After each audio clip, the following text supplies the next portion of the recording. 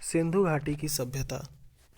आज हम इसी विषय पर पूरा डिटेल वीडियो लेकर के आए हैं, जहां हम जानेंगे कि सिंधु घाटी की सभ्यता क्या थी, क्या खास विशेषताएं थीं, इसका विस्तार कहां कहां है भारत में और अन्य देशों में, और जानेंगे कि कब कब खुदाई हुई और कैसे पता चला। तो अगर आपने अभी तक स्टडी एक्सपर्ट्स क्लासेस को सब्सक्राइब नहीं किया है तो प्लीज़ हमारा चैनल सब्सक्राइब कर लें, बेल आइकन पर प्रेस ज़रूर कर लें। चलिए वीडियो शुरू करते हैं। तो सबसे पहले चार्ल्स मेनन ने सन 1862 ईस्वी में हड़प्पा नामक स्थल पर एक प्राचीन सभ्यता के अवशेष मिलने की पुष्टि की। किसने? चार्ल्स मेनन ने। कब? 1862 में एक जगह थी क्या, हड़प्पा नामक, वहाँ पे कुछ प्राचीन अवशेष मिले, पुराने अवशेष मिले, और उनको ये पता चला कि यहाँ जो चीज़ें प्राप्त हो रही हैं बहुत ही प्राचीन हैं। फिर 1921 में जॉन मार्शल ने इन स्थलों को व्यवस्थित उत्खनन आरंभ कराया। अब जो जॉन मार्शल थे उन्होंने क्या किया, इन जगहों पर, कब, बहुत गैप लेकर के 1862 में तो पता चल गया कि यहाँ पर कुछ प्राचीन चीज़ें मिल रही हैं। फिर 1921 में जॉन मार्शल ने व्यवस्थित ढंग से एक टीम गठन करके धीरे धीरे एक प्रोसेस के थ्रू इसका उत्खनन आरंभ कराया। यहाँ प्रथम उत्खनन का कार्य किया। इसे मिस्र और मेसोपोटामिया की सभ्यता के समकालीन ही माना जाता है और उसी के हिसाब से इसका नामकरण भी किया गया, क्योंकि जो हिंदू घाटी की सभ्यता है वो सबसे पुरानी और प्राचीन सभ्यता में से एक है और मानी जाती है, जिसका विस्तार बहुत ज़्यादा था, जो कि अब कहीं खो सी गई है। नामकरण की अगर हम बात करें तो इस सभ्यता का प्रथम स्थल 1921 में हड़प्पा उत्खनन किया गया, इसलिए हड़प्पा संस्कृति के नाम से इसको जाना जाता है। यह नामकरण हुआ।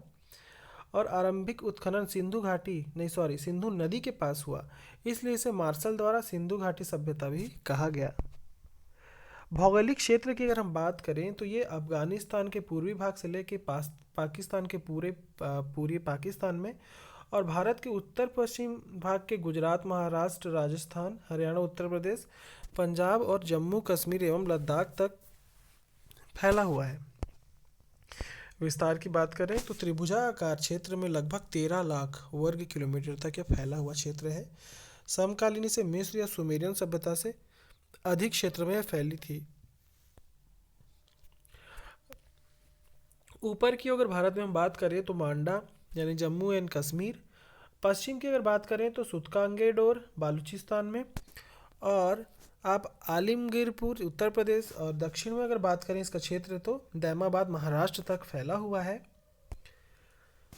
काल निर्धारण की अगर हम बात करें तो कार्बन 14 के अनुसार 2300 से लेकर के 1750 ईसा पूर्व का अनुमान लगाया गया, लेकिन जॉन मार्शल ने इनका अनुमान लगाया 3250 से 2750 ईसा पूर्व, पुराना इसे माना। लेकिन एनसीईआरटी के अनुसार 2500 से 1800 ईसा पूर्व, और ऑर्नेस्ट मैके के अनुसार 2800 से 2500 ईसा पूर्व सिंधु घाटी की सभ्यता का अनुमान लगाया गया है, इसका काल माना गया है। और अगर आप पीएससी यूपीएससी की तैयारी कर रहे हैं तो ये चारों जो मान्यताएं हैं, किसके अनुसार? कार्बन के अनुसार, जॉन मार्शल, एनसीईआरटी और ऑनेस्ट के अनुसार, ये आपको याद होना चाहिए। तो ये डेट याद कर लीजिए, सिंपल है। राजधानी की अगर हम बात करें तो इनकी जुड़वाएं राजधानी थी, मोहनजोदाड़ो और हड़प्पा, है ना, ये दोनों मुख्य राजधानी थी, जहाँ पर बहुत ही व्यवस्थित ढंग से नगर मिला है, जहाँ पर सीढ़ियाँ व्यवस्थित है और रोड है, साइड में नालियाँ बनी हुई हैं। तो इस तरीके की मकान बहुत ही सटीक ढंग से बनाया हुआ प्राप्त हुआ है।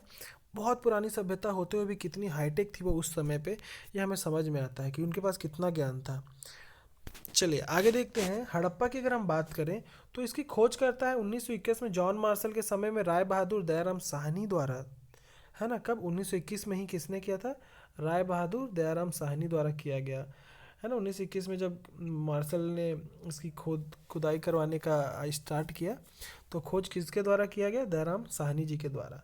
ये रावी नदी के किनारे, अगर इसकी विशेषता बात करें तो सिंधु घाटी सभ्यता का दूसरा बड़ा नगर एवं द्वितीय राजधानी, इसका संबंध बेबीलोन से था माना जाता है, बेबीलोन से इसका संबंध माना जाता है। इसी स्थान की सबसे पहले खुदाई की गई। सिंधु घाटी सभ्यता का सबसे प्राचीन शहर भी इसी को माना जाता है, हड़प्पा को।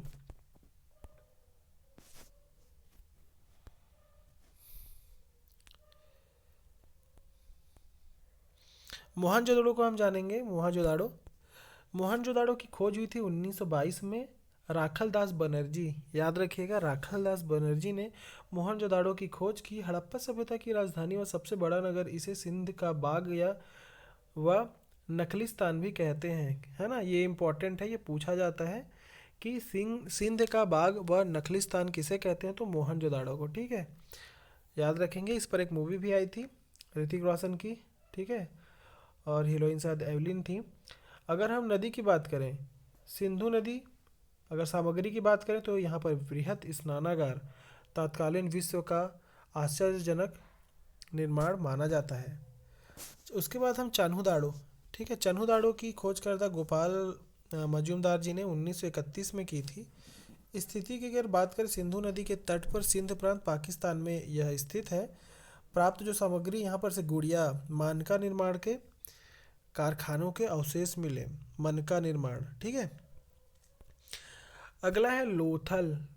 ठीक है, लोथल की अगर हम बात करें तो रंगनाथ राव ने 1957 में लोथल की खोज की थी। स्थिति की अगर हम बात करें तो भोगवा नदी के तट पर जिला अहमदाबाद गुजरात में इसकी खोज हुई है। प्राप्त जो सामग्री है वो मिला क्या है, गोदीवाड़ा। ठीक है, विशेष यहाँ बंदरगाह शहर, यहाँ मिस्र और मेसोपोटामिया से जहाज आते थे। यह बंदरगाह खंभात की खाड़ी में खोजा गया, सॉरी। ठीक है, तो ये इंपॉर्टेंट बिंदु है। कालीबंगा, ठीक है, अब कालीबंगा भी उन्हीं इस सिंधु घाटी की सभ्यता के अंतर्गत ही आता है। तो खोजकर्ता जो है कालीबंगा की, वो कब हुआ हमारा, अमलानंद घोष के द्वारा, बीबी लाल बीके थापर के द्वारा, इतने लोगों ने मिलके, कौन कौन, अमलानंद जी, बीबी लाल और बीके थापर जी मिलके 1953 में इसकी खोज की। राजस्थान में घग्गर नदी के तट पर जिला गंगानगर में प्राप्त सामग्री, यहाँ से यज्ञ की वेदिकाएं मिली हैं और हवन कुंड, अग्निकुंड। तो ठीक है, 1862 से सोचिए खुदाई चालू हुआ था, अब कहाँ पहुँचे, 1953 तक यहाँ खोज चलता ही रहा। सभी हिंदू घाटी की सभ्यता के अंतर्गत की सभ्यताएं हैं। तो जूते हुए खेत के साक्ष्य मिले हैं, है ना, यहाँ पे खांचेदार खेत मिले हैं। कुछ विद्वानों ने इसे सिंधु सभ्यता की तीसरी राजधानी भी माना है, किसे, कालीबंगा को। ठीक है, दो राजधानी आपको बता दी, जुड़वा राजधानी के बाद तीसरा कालीबंगा को माना गया है, क्योंकि यहाँ पर बहुत सारी ऐसी चीज़ें मिली हैं जिससे पता चलता है कि यह राजधानी रही होगी। राजधानी के बाद ये सबसे डेवलप्ड थी। बनावली, इसके बाद बनावली की भी खोज हुई। रविंद्र सिंह विशिष्ट जी ने सन 1973 में किया। ये हिसार जिला हरियाणा, सरस्वती नदी के तट पर यह मिली। मिट्टी का खिलौना और हल यहीं से प्राप्त हुआ है, कहाँ पर, बनावली से। आगे हम देखते हैं तो इसके बाद सुरकोटदा मिला। सुरकोटदा की खोज की जगपति जोशी जी ने गुजरात में। घोड़े की हड्डी यहाँ से प्राप्त हुई है। बर्तन में सवाधान और पॉट मटेरियल मिला है। धौलावीरा भी खोज हुई। धौलावीरा की खोज किसने की, धौलावीरा की खोज R.N. विष्ट एवं जगपति जोशी ने 1990 ईस्वी में की। सामग्री यहाँ से जो मिली है, सिंधु घाटी सभ्यता के 3 नगरों के अवशेष प्राप्त हुए हैं। विश्व के प्राचीनतम स्टेडियम के अवशेष यहाँ से प्राप्त हुए हैं। यानी कि दुनिया के सबसे पुराने स्टेडियम की अगर खोज पूछ दी जाए तो धौलावीरा, याद रखेंगे नाम, धौलावीरा में स्टेडियम की खोज हुई है, या आप देख सकते हैं चित्र में।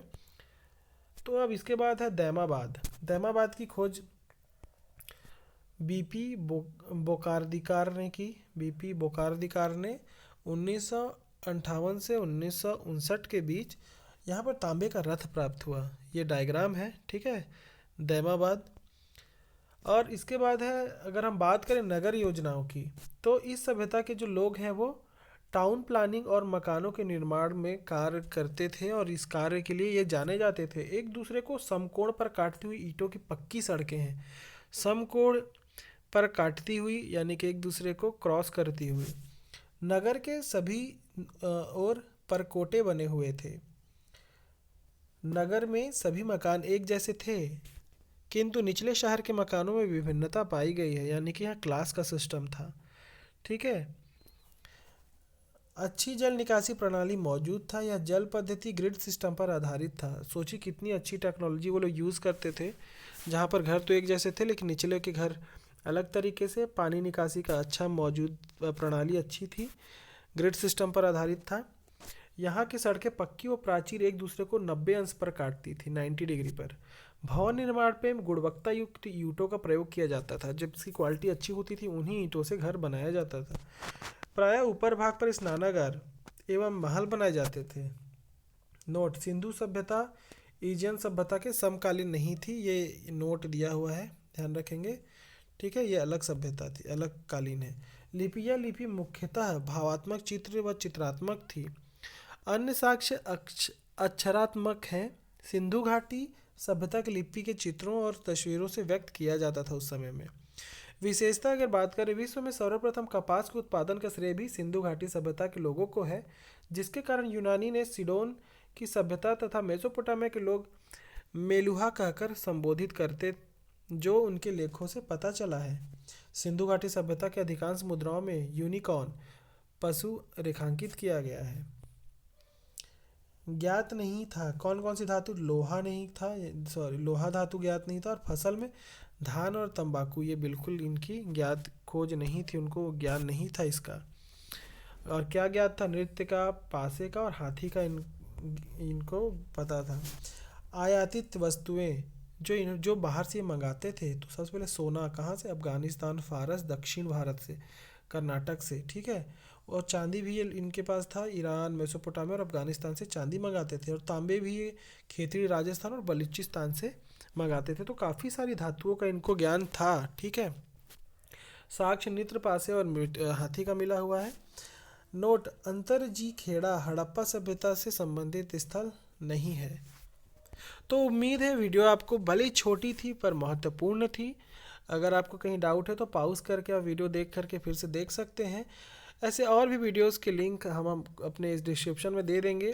तो स्टडी एक्सपर्ट क्लासेस को सब्सक्राइब नहीं किया तो सब्सक्राइब कीजिए, शेयर कीजिए अपने दोस्तों से। ये वीडियो बहुत ही अच्छा रहा, ये मुझे पता है, क्योंकि शुरू से अंत तक देखा है आप लोगों ने। और हम आपके उज्जवल भविष्य की कामना करते हैं। Have a good day, thanks for watching.